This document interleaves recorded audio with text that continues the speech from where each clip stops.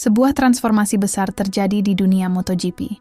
Sosok yang dulu identik dengan Honda kini menjadi jantung dari proyek ambisius Ducati. Marc Marquez bukan sekedar pembalap cepat, ia adalah perubah nasib. Dari skeptisisme hingga sanjungan, dari cedera hingga podium.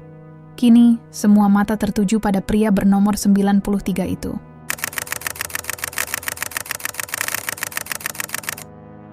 Davide Tardosi, direktur tim Ducati, bahkan berkata, "Saya harap Marquez tetap bersama Ducati hingga akhir karirnya."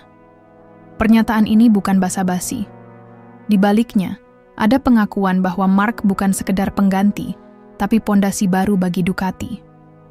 Marc datang bukan sebagai pembalap utama tim pabrikan, melainkan dari Gresini yang notabene-nya tim satelit Ducati. Tapi justru dari sinilah ia membuktikan bahwa talentanya bukan tergantung tim atau motor. Ducati menyadari satu hal, mereka tidak hanya mendapat juara dunia 8 kali, tapi juga sosok yang mampu mengangkat performa tim secara kolektif. Marc, ketika bugar, adalah salah satu dari 5 pembalap terbaik sepanjang masa. Ujar Tardosi lagi. Carlo Pernat menyebutnya lebih ekstrem. Marc Marquez adalah penyelamat bagi Ducati. Mengapa demikian? Menurut pendapatnya GP24 sudah berada di level sempurna, sehingga GP25 tak usah disempurnakan kembali.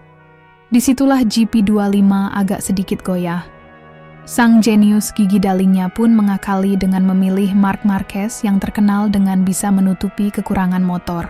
Di saat Pecco kesulitan memahami karakter GP25, justru Marc yang hanya mampu menjinakkan GP25.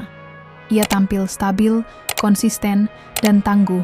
Pernat bahkan menambahkan, satu-satunya yang kuat adalah Marc. Dia adalah fenomena yang membalap dan melampaui masalahnya. Bahkan ketika Ducati GP25 mengalami masalah traksi dan pengaturan ban yang rumit, Marc mampu membuat motor bekerja dengan caranya sendiri. Ini bukan keberuntungan. Ini tentang pengalaman dan naluri balap yang tak dimiliki semua pembalap. Carlos Checa, legenda MotoGP Spanyol, menyebut, Marc adalah orang yang paling tahu cara mengelola semua parameter MotoGP. Tekanan ban, konsumsi bahan bakar, pengaturan mesin, hingga strategi pemulihan ban di pertengahan balapan, semuanya bisa ia kendalikan secara presisi. Kalau bukan karena Marc, Aprilia pasti menang. Lanjut Checa, apa artinya? Secara tidak langsung, kehadiran Marc membuat tim-tim lain kehilangan momentum. Ia bukan hanya membuat Ducati semakin kuat, tetapi juga mengacaukan peta kekuatan rival. Gigi dalingnya, insinyur utama Ducati, kini diberi tantangan tak terduga. Bagaimana mengembangkan motor yang cocok untuk gaya Marc, dan bukan sebaliknya. Karena jika Ducati ingin mempertahankan dominasi mereka, maka mengakomodasi feedback dari Marc adalah investasi masa depan. Kini, Ducati bukan hanya kuat di klasemen, tapi juga punya plan B jika Pecco mengalami penurunan. Dalam situasi apapun, Ducati tahu kapan saja Marc bisa menang. Dia pembalap yang mampu beradaptasi dan menyelesaikan masalah di lintasan. Kini, MotoGP punya peta baru. Ducati bukan lagi tim dengan satu ikon. Mereka punya 2 raja di satu istana, Bagnaia dan Marquez. Namun dalam tiap kalimat, tiap data, tiap komentar dari dalam dan luar pedok, nama Marc selalu muncul di tengah.